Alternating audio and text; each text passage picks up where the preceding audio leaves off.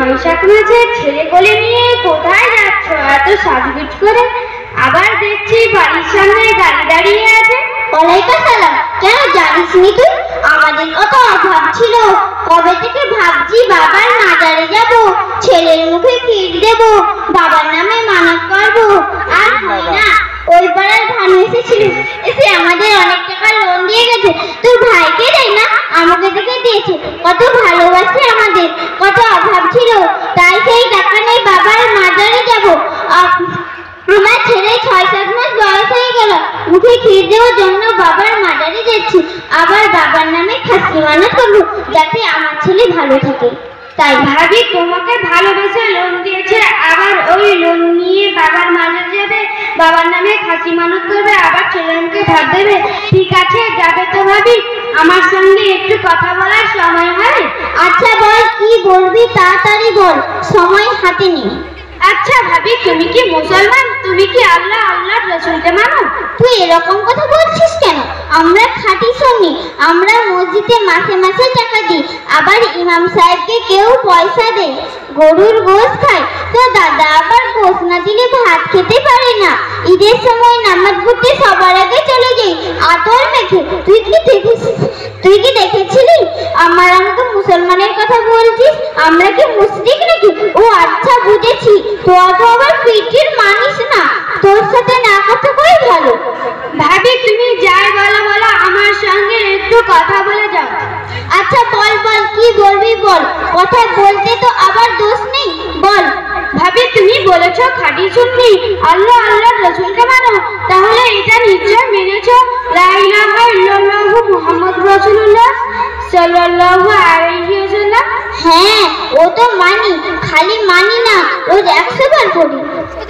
ভাবি তুমি কলেমা পড়েছো, ওই কালিমাতে আল্লাহকে এক বলে মেনেছো, নবী সাল্লাল্লাহু আলাইহি ওয়াসাল্লাম রাসূল বলে মেনেছো, তাহলে তোমাকে আল্লাহর পাঠানো কোরআন এবং নবী সাল্লাল্লাহু আলাইহি ওয়াসাল্লামের হাদিসের উপর চলতে হবে।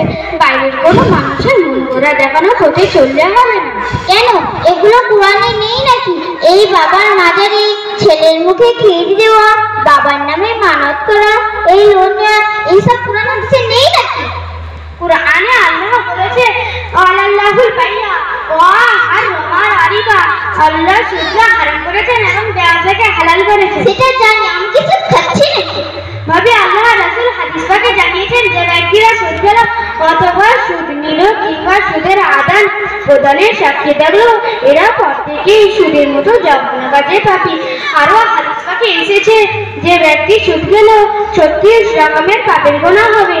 সবচেয়ে নিম্ন সংখ্যা পাপ হচ্ছে কেউ তার মায়ের সঙ্গে জেনা করলে, যেই পাপ। অতএব লোন ইসলামের দৃষ্টিতে নেওয়া কিংবা দেওয়া কিংবা নিজের নামে কাউকে করিয়ে দেওয়া হারাম।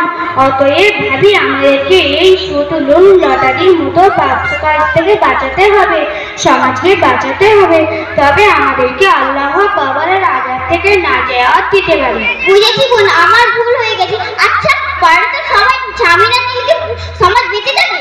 ভাবি একটা কথা বলি শোনো, আমাদের একটা ভুল ধারণা আছে। আচ্ছা বলো তো, কলেমা লা ইলাহা ইল্লাল্লাহু মুহাম্মাদুর রাসূলুল্লাহ সাল্লাল্লাহু আলাইহি ওয়াসাল্লাম, এই কলেমা সারা পৃথিবীতে পৌঁছে আছে।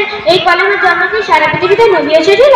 না, হযরত মুহাম্মদ সাল্লাল্লাহু আলাইহি ওয়াসাল্লামের প্রতি তার মরুভূমি দেশে মক্কা নগরকে আল্লাহ পাক কুরআনে পাঠিয়েছিলেন এবং কলেমার দাওয়াত দিয়েছিলেন, সেটা আজও সারা পৃথিবীতে ছড়িয়েছে। তুমি কি এটা বোঝাতে চাচ্ছ? ভাবি আমি এটাই বোঝাতে যাচ্ছি, আল্লাহ পাক নবী রাসূলগণের প্রতি কিছু খাস নিয়ামত দিয়েছিলেন, তিনাদের দ্বারা সারা পৃথিবীর মানুষ দিনের এলেন পাবে। কিন্তু তিনার উন্নতি হয়ে আমাদের জন্য কিছু দায়িত্ব আছে, সেটা হলো আমাদেরকে সারা পৃথিবীর মানুষকে হেদায়েতের আলো জ্বালানোর দরকার নাই, অন্যত নিজে এবং নিজের পরিবার কিংবা নিজের গ্রামবাসী এলাকাবাসীকে বাঁচানোটাই যথেষ্ট।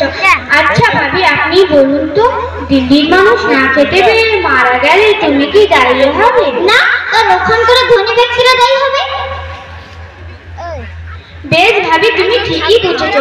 তেমনি বাংলাদেশের মানুষ জাহান্নামে গেলে আল্লাহ তোমাকে আমাকে প্রশ্ন করবে না, কিন্তু আমার গ্রামবাসী অথবা আমার পরিবার কিংবা আমার গ্রামবাসী এলাকাবাসী জাহান্নামে গেলে আল্লাহ আমাকে প্রশ্ন করবে। তাই ভাবি আপনি যদি সুদ লোন লটারির মতো পাপ কাজ থেকে দূরে থাকেন, অতএব যারা এই সমস্ত পাপ কাজ করে তাদেরকে যদি ঘৃণা করো, অন্য মানুষও এই সমস্ত পাপ কাজ থেকে দূরে থাকবে ইনশাআল্লাহ। আর এতেই সমাজের মানুষ অন্ধকার থেকে আলোর দিকে ফিরে আসবে। আচ্ছা বোন, এটা তো বুঝলাম, কিন্তু বাবার নামে খাসি মানা করে যে বলেছিল, এটা কি? ভাবি আল্লাহ কোরআনে বলছে বাতিকে অন্যের নামে উৎসাহ করা পশু হারাম এবং যারা করে তারা মুশরিক। তাই পীর বুজুর্গ যে হোক না কেন কারোর নামে মানত করা যাবে না। মানত একমাত্র আল্লাহর জন্য হয়। সেই মানতে তার হকদার থাকবে গরিব, অসহায়, এতিম, মিসকিন এরা। অতএব যারা এই সমস্ত পাপ কাজ করে তাদেরকে বলবো তওবা করে ফিরে আসুন, আল্লাহ চাইলে ক্ষমা করবে। আর ভাবি তুমি কি বলেছিলে আমরা নাকি পীর মানি না? তবে একটা কথা মনে রাখো, আমরা ফুরফুরা সিলসিলার মোদাদার্সের মানুষ। আমরা সিরেফ বেকাত মুক্ত, সুন্নতে ওয়াল জামাতের অনুসারী। অতএব আমরা কোরআন হাদিসের বাইরে কোনো করিনি। যদি তিনি পীর হয় কোরআন হাদিসে যতটুকু মানতে বলছে ততটুকু মানি। আবার একদল মানুষ আছে যাদেরকে অস্বীকার করে, এটাও যেভাবে কোরআন হাদিসের অবজ্ঞা করা তেমনই পীরের নামে মানত করা, এটাও কোরআন হাদিসের অবজ্ঞা করা। আমার ভুল হয়ে গেছে, তবে বোন আরেকটা কথা বলো, এই মুখে কিন্তু এটা তো গ্রামের সবাই করে।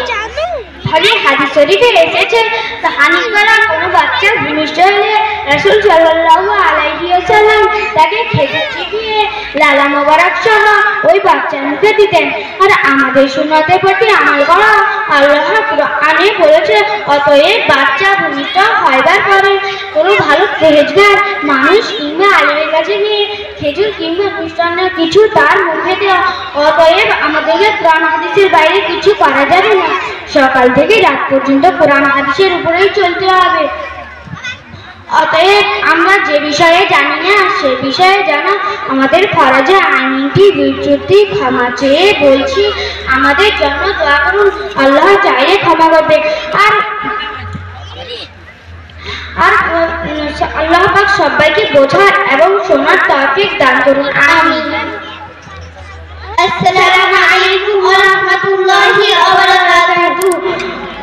সকালে আমলে আমাদের জন্য দোয়া করুন, দোয়া করুন।